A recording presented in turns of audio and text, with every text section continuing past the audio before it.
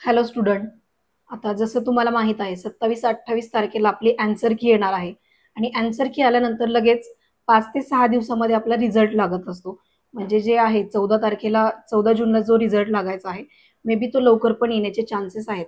कारण आन्सर की आल्यानंतर लगेचच 5 ते 6 दिवसामध्ये रिझल्ट हा लागत असतो.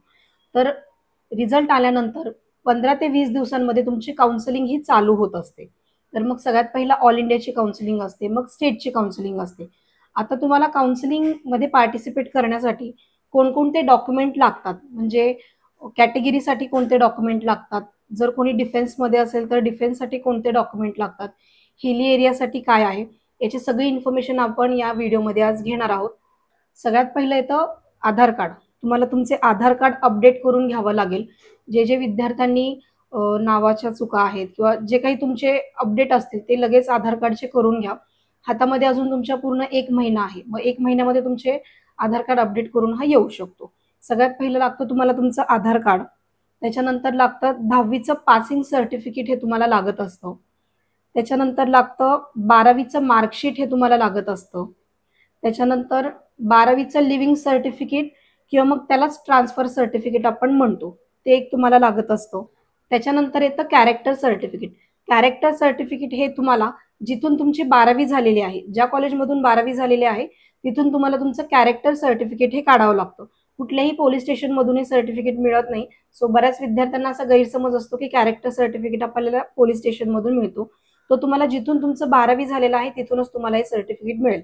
जर कोणाला त्याचा फॉर्मॅट पाहिजे असेल तर व्हॉट्सअपवर तुम्ही हाय करू शकता आणि कॅरेक्टर सर्टिफिकेट असं लिहून जरी पाठवलं तुम्हाला त्याचा फॉर्मॅट हा मिळून जाईल. त्याच्यानंतर येतं मेडिकल फिटनेस.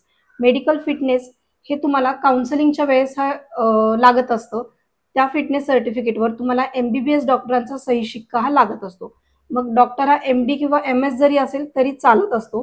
फक्त BMS वगैरे या डॉक्टरांचं नाही चालत. फक्त MBBS डॉक्टरांचा सही शिक्का तुम्हाला या मेडिकल फिटनेस सर्टिफिकेटवर चालत असतो. हे आपल्याला काउन्सिलिंगच्या वेळेस लागत असतो. याचा पण तुम्हाला जर फॉर्मॅट पाहिजे असेल तर तुम्ही मला हाय करून पाठवू शकताय. त्याच्यावर तुम्हाला ते पाठवून दिलं जाईल. त्याच्यानंतर मुलांचं येतं नॅशनॅलिटी आणि डोमेसाईल सर्टिफिकेट. हे प्रत्येक मुलाकडे असलंच पाहिजे, कारण त्याच्याशिवाय महाराष्ट्रामध्ये तुमचं ऍडमिशन होत नाही. सो तुम्हाला नॅशनॅलिटी आणि डोमेसाईल हे सर्टिफिकेट दोन्ही एकाच ह्याच्यावर असेल तरी चालून जातं, वेगवेगळं असेल तरी हे तुम्हाला चालून जाईल. त्याच्यानंतर येतं गॅप सर्टिफिकेट. जे विद्यार्थी रिपीटर आहेत, ज्यांनी अगोदर पण याच्या अगोदर नीटची एक्झाम दिलेली आहे, अशा विद्यार्थ्यांना गॅप सर्टिफिकेट हे काढावं लागतं. हे तुम्हाला नोटरी जिथून काढतात तिथून तुम्हाला गॅप सर्टिफिकेट हे काढून मिळेल. 500 रुपयाच्या स्टॅम्पवर तुम्हाला हे लिहून दिलं जातं. हे बाकी कोणी नाही, नोटरी जिथे नोटराईज केलं जातं तिथेच तुम्हाला हे गॅप सर्टिफिकेट हे मिळून जाईल. त्याच्यानंतर येतं HSC मायग्रेशन सर्टिफिकेट. एखाद्या विद्यार्थ्याला जर महाराष्ट्राच्या बाहेर जर ऍडमिशन घ्यायचं असेल, मग ते MBBS असो, BMS असो किंवा आणखीन कोणताही कोर्स असो, तर त्याच्यासाठी तुम्हाला मायग्रेशन सर्टिफिकेट HSCचं हे असणं महत्वाचं आहे. जर तुम्हाला त्याची लिंक पाहिजे असेल मायग्रेशन सर्टिफिकेटची तर तुम्ही व्हॉट्सअपला हाय करू शकता, तिथे तुम्हाला त्याची लिंक पण भेटून जाईल. त्याच्यानंतर येतं जे विद्यार्थी हिली एरियामधून येतात त्या विद्यार्थ्यांचं हिली एरियाचं विद्यार्थ्याचं सर्टिफिकेट लागेल आणि त्याचबरोबर वडिलांचं हे डोमिसाईल सर्टिफिकेट तुम्हाला तिथे अपलोड करायचं आहे. पुन्हा एकदा म्हणते, विद्यार्थ्याचं हिली एरियाचं सर्टिफिकेट आणि वडिलांचं हे डोमिसाईल सर्टिफिकेट, जिथलं हिली एरियाचं मुलीचं सर्टिफिकेट आहे तिथे वडिलांचं डोमिसाईल सर्टिफिकेट हे असणं महत्वाचं आहे. तरच तुम्हाला हिली एरियाचं बेनिफिट हे मिळू शकतं. त्याच्यानंतर येतं इन्कम सर्टिफिकेट. जर कोणत्या फॉर्ममध्ये इन्कम सर्टिफिकेट मागितलं तरच त्याची गरज पडते, अदरवाईज गरज पडत नाही. पण शक्यतो मुलांनी सर्टिफिकेट हे 1 वर्षाचं काढून ठेवावं. त्याच्यानंतर येतं पासपोर्ट साईज फोटो. तुम्ही जे नीटच्या ऍप्लिकेशन फॉर्मवर जे फोटो लावलेले होते तेच 15 फोटो तुम्हाला तुमच्या जवळ ठेवायचे आहेत ऍडमिशन घेताना. त्याच्यानंतर येतं जे विद्यार्थी कास्टमधून आहेत त्या विद्यार्थ्यांना कास्ट सर्टिफिकेट काढणं खूप महत्वाचं आहे. त्याच्याशिवाय तुम्हाला कुठलंच बेनिफिट मिळणार नाही. मुलींना जे फ्री एज्युकेशन आहे ते मिळणार नाही. सो मुलांनी कास्ट सर्टिफिकेट जेवढ्या लवकरात लवकर होईल तेवढे तुम्ही तुमचे कास्ट सर्टिफिकेट काढून घ्या. आता ज्या विद्यार्थ्यांनी ऍप्लिकेशन फॉर्म भरताना फक्त ओपन टाकला असेल आणि नंतर जर त्यांचं एखादं सर्टिफिकेट निघालं असेल, म्हणजे SCBC आहे किंवा मग EWS आहे, ते तुम्ही आता तुमच्या काउन्सिलिंगच्या वेळेस पण तुम्ही तुमचं कास्ट हे चेंज करू शकताय. सो तुम्हाला EWS किंवा मग SCBC जर सर्टिफिकेट आत्ता मिळत असेल तर ते तुम्ही काढून घेऊ शकताय. त्याच्यानंतर येतं कास्ट व्हॅलिडिटी. हे प्रत्येक कॅटेगरीमधील विद्यार्थ्यांना कास्ट व्हॅलिडिटी असणं गरजेचंच आहे, त्याच्याशिवाय कास्ट सर्टिफिकेटचा उपयोग होत नाही. सो विद्यार्थ्यांनी कास्ट सर्टिफिकेट आणि कास्ट व्हॅलिडिटी हे कंपल्सरी प्रत्येक विद्यार्थ्याला हे काढावंच लागणार आहे. त्याच्यानंतर येतं नॉन क्रिमिलियर.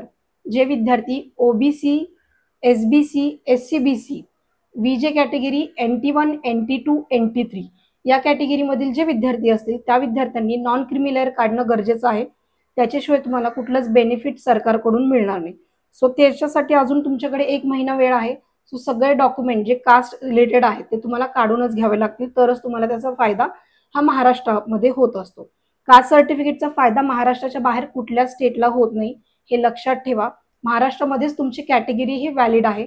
बाहेरच्या कुठल्याही स्टेटला जर तुम्ही गेलात तर तुम्हाला ओपन मधूनच कन्सिडर केलं जातं. सो मुलांनी ही गोष्ट लक्षात ठेवा. त्याच्यानंतर लागतं EWS सर्टिफिकेट, जे तुम्हाला 1 एप्रिल 2025 ते 31 मार्च 2026 प्रत्येक वर्षी तुम्हाला हे सर्टिफिकेट काढावं लागतं. EWS सर्टिफिकेट ते रिन्यू तुम्हाला करावं लागतं प्रत्येक वर्षाचं. सो मुलांनी EWS सर्टिफिकेट जर मिळत असेल तर ते तुम्ही त्याची व्हॅलिडिटी एकदा चेक करून घ्या. 1 एप्रिल ते 31 मार्च एवढी त्याच्यावर डेट ही असलीच पाहिजे. त्याच्यानंतर येतं इक्वॅलन्सी सर्टिफिकेट.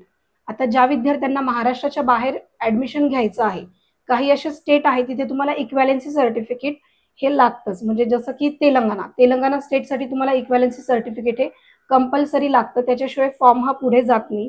सो ज्या विद्यार्थ्यांना इक्वॅलन्सी सर्टिफिकेट विषयी इन्फॉर्मेशन पाहिजे असेल त्यांनी व्हॉट्सअप करा किंवा मग डायरेक्ट कॉल केला तरी चालेल. त्याच्यानंतर येतं डिफेन्स कोटा. आता डिफेन्समध्ये जे D1, D2, D3 हे जे डिफेन्समधले कोटा आहे, म्हणजे D1 मध्ये कोण येतं, एक्स सर्व्हिसमॅन जे आहेत ते D1 मध्ये येतात. म्हणजे त्यांच्याकडे ते सर्टिफिकेट असणं महत्वाचं आहे, तरच तुम्हाला गव्हर्नमेंट कॉलेजला इथे बेनिफिट मिळू शकतं. डिफेन्स हा कोटा फक्त गव्हर्नमेंट कॉलेजसाठी आहे. तुम्ही MBBS ला गव्हर्नमेंटलाच तुम्ही फक्त प्रयत्न करू शकता किंवा मग BMS गव्हर्नमेंटलाच तुम्हाला सीट असतात. ह्या विद्यार्थ्यांनी लक्षात ठेवा जे विद्यार्थी डिफेन्समध्ये येतात. जर डिफेन्स 1 मध्ये असाल तर तुम्हाला त्याचं सर्टिफिकेट हे मिळून जातं. त्याच्यानंतर जे सर्व्हिसमध्ये आहेत त्यांना डिफेन्स 2चं सर्टिफिकेट हे दिलं जातं. सो ते विद्यार्थ्यांनी किंवा पेरेंट्सनी काढून ठेवावं जेणेकरून गव्हर्नमेंट सीट हे आपल्या विद्यार्थ्याला हे मिळालं पाहिजे.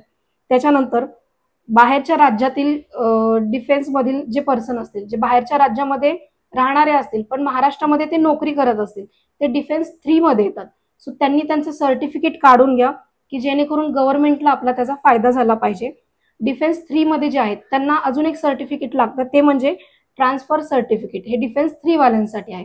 ते पण एकदा क्रॉस चेक करून घ्या की आपल्याकडे ते डिफेन्स 3चं सर्टिफिकेट आहे का. त्याच्यानंतर येतं PWD कॅन्डिडेट. जे विद्यार्थ्यांना अपंगत्व आहे अशा विद्यार्थ्यांनी PWD सर्टिफिकेट काढणं महत्वाचं आहे. आणि ते गव्हर्नमेंटकडून म्हणजे NMC कडून किंवा मग MCC कडून इश्यू झालेलं सर्टिफिकेट इथे लागू होतं जे विद्यार्थी PWD मधून येतात. कुठल्याही स्टेटचं सर्टिफिकेट गव्हर्नमेंट अप्रूव्ह होत नाही ज्यावेळेस तुम्ही काउन्सिलिंगला जाता. सो तुम्हाला NMC कडूनच मिळालेलं सर्टिफिकेट हे तुम्हाला काउन्सिलिंगमध्ये महत्वाचं आहे किंवा तेच तुम्हाला व्हॅलिड धरलं जातं. त्याच्यानंतर येतं मायनॉरिटी मधील विद्यार्थी. जे विद्यार्थी जैन मायनॉरिटीमध्ये येतात, मुस्लिम मायनॉरिटीमध्ये येतात, त्यांना सर्टिफिकेट आता गव्हर्नमेंट इश्यू करत नाही पण त्यांना ॲफिडेव्हिट हे इश्यू करतंय. सो स्टॅम्पवर तुम्हाला ते ॲफिडेव्हिट सर्टिफिकेट मिळत असतं. सो तुम्ही जाऊन तिथे इन्क्वायरी करा. जर तुम्हाला मायनॉरिटीचं कुठलं सर्टिफिकेट मिळत असेल तर ते मायनॉरिटी कॉलेजला उपयोगाला येत असतं.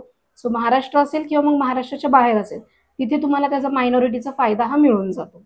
त्याच्यानंतर येतं तुमचं ॲडमिट कार्ड, नीटचं ॲडमिट कार्ड. त्याच्यानंतर येतो नीटचा स्कोर कार्ड येतो. त्याच्यानंतर ऑनलाईन ॲप्लिकेशन फॉर्म. जेव्हा काउन्सिलिंग चालू होते जो फॉर्म आपण ॲप्लिकेशनचा भरत असतो तो ऑनलाईन ॲप्लिकेशन फॉर्म तुम्हाला लागत असतो प्रिंट स्वरूपामध्ये. आणि नंतर येतं तुमचं अलॉटमेंट लेटर. हे तुमचं जेव्हा ॲडमिशन कन्फर्म होईल एखाद्या कॉलेजला तुमचा जर नंबर लागला, हे अलॉटमेंट लेटर मिळतं, त्याला सिलेक्शन लेटर आपण असं म्हणत असतो. सो ही सगळी डॉक्युमेंटची लिस्ट आहे. व्हिडिओच्या शेवटी तुम्हाला एक फोटो दिला जाईल, तो तुम्ही स्क्रीनशॉट काढून ठेवू शकताय. किंवा मग जर विद्यार्थ्यांना काउन्सिलिंग लावायचे असेल, पेड काउन्सिलिंग चालू केलेली आहे. आम्ही लिमिटेडच विद्यार्थी घेत असतो पेड काउन्सिलिंगसाठी. सो ज्या विद्यार्थ्यांना पेड काउन्सिलिंग लावायचे आहे अशा विद्यार्थ्यांनी खाली जो नंबर दिलेला आहे त्याच्यावर संपर्क साधा किंवा मग डिस्क्रिप्शनमध्ये आमच्या व्हॉट्सअप ग्रुपची लिंक आहे त्याच्यावर सुद्धा तुम्ही जॉईन होऊ